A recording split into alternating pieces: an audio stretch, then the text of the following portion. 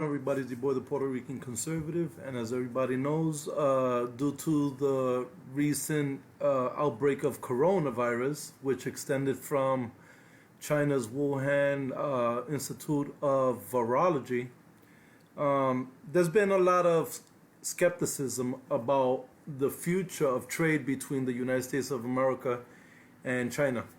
It wasn't until recently that America realized how reliant we were on China, being that 100% of generic drugs come from China and 60% of branded drugs come from India.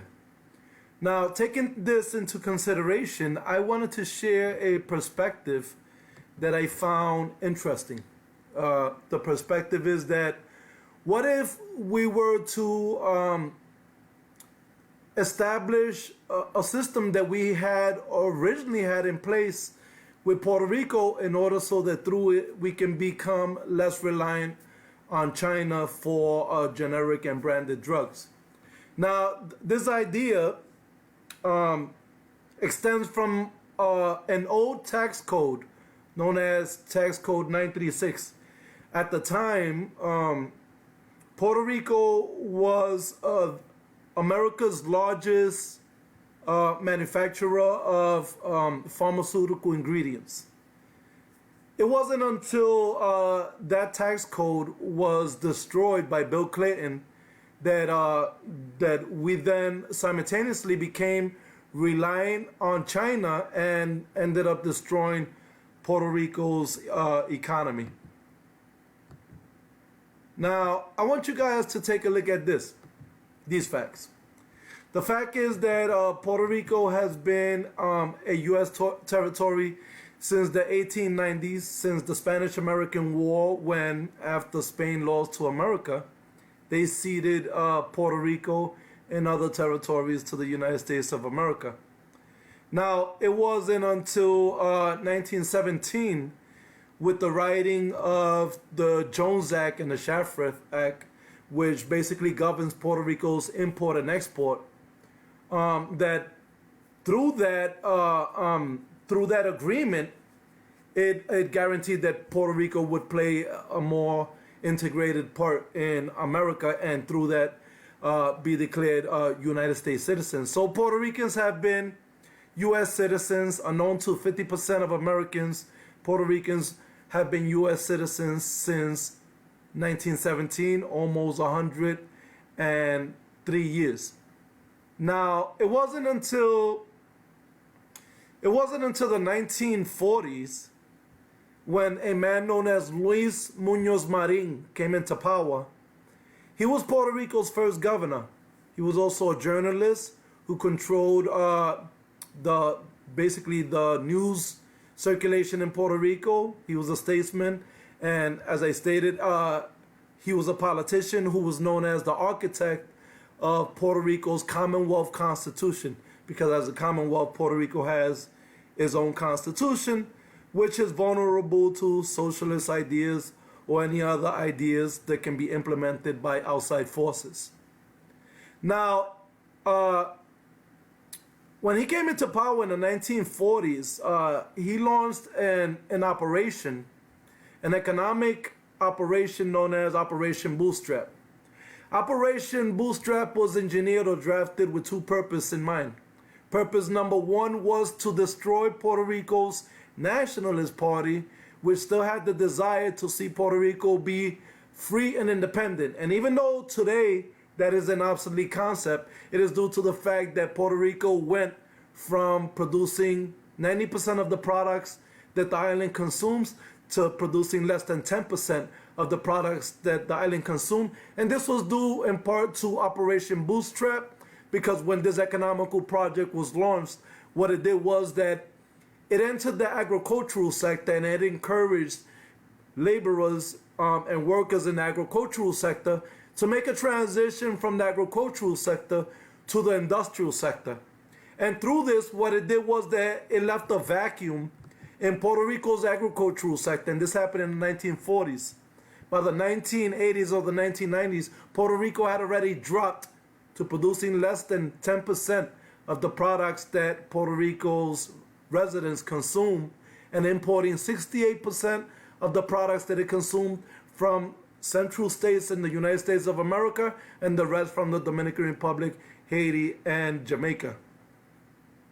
Operation Bootstrap, though, paradoxically, played an important role in propelling Puerto Rico from a third world region into a one world economy, meaning that Puerto Rico, like many other states in the Union, had a high GDP and a high median income. Now, all of this changed because by the 1990s, President Bill Clinton came into power, and President Bill Clinton decided that he was going to substitute tax code 936, which was an essential part of Operation Bootstrap, and replace it with tax code 38. What ended up happening was that he ended up hiking Puerto Rico's corporate taxes by 60%, and this then discouraged the same companies and corporations that once exiled from other countries that were part of the U.S., from other countries to Puerto Rico, to be closer, but to save themselves the burdens of taxes, came back to the North American region through Puerto Rico.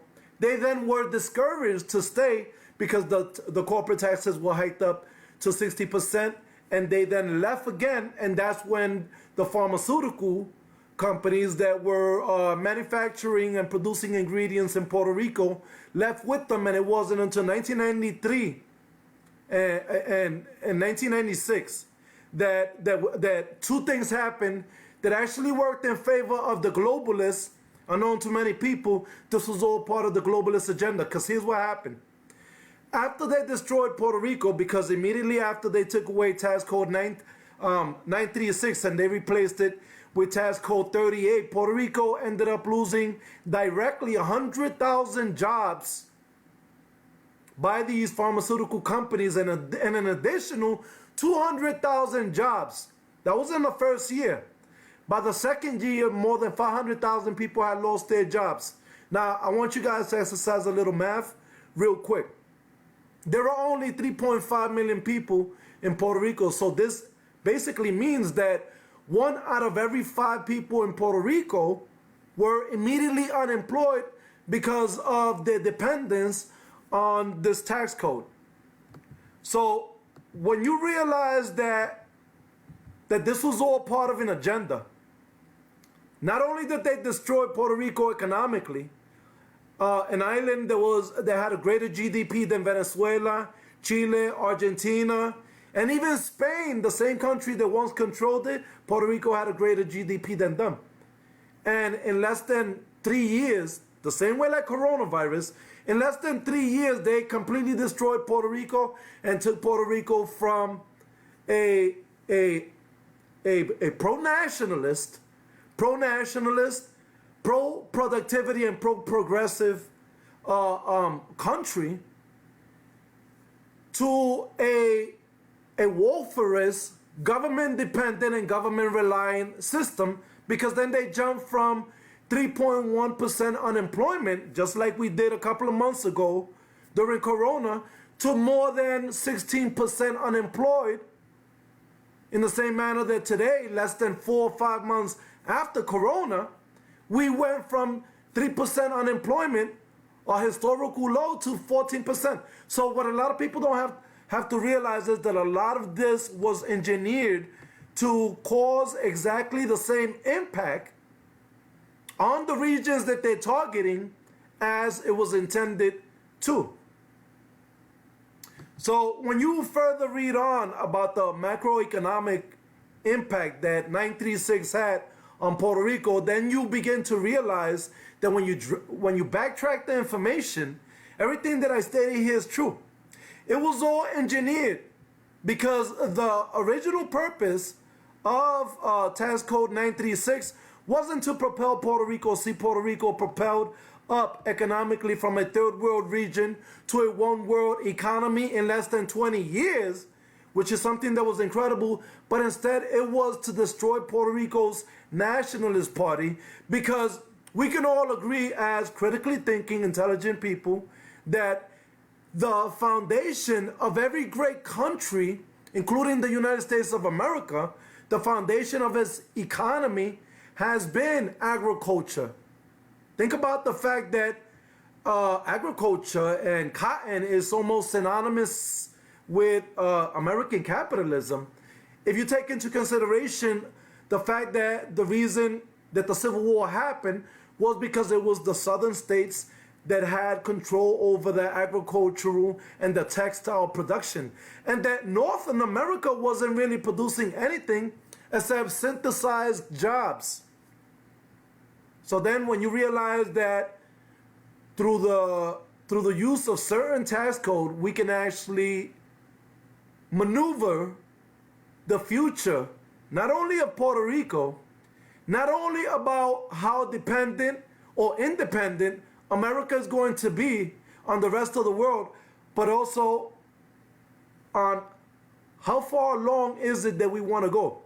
We have to realize that there are politicians in America that are lobbying not for the interests of America. If they did, they would have never reversed Tax Code 936, which kept pharmaceutical ingredients at arm's reach in Puerto Rico. And because Puerto Rico is a U.S. Commonwealth and territory, they weren't paying too much taxes. It was Bill Clinton who ended up utilizing Tax Code 936 and reversing it with 30A in order so that under the pretext of wanting to wipe out America's federal deficit, destroy Puerto Rico economically, because Puerto Rico hasn't recovered since pharmaceutical companies made up for more than $86 million of production in Puerto Rico, and simultaneously give China an advantage on the United States, because now we see ourselves ever more dependent on China's republic for economical stability. With that being stated, I just wanted to share these ideas and these thoughts with you guys. I hope you guys enjoyed my my information. I try to always present the facts as I see them, but I always try to show you guys that there is a timeline of occurrences that can be that can ultimately be attributed to the effects.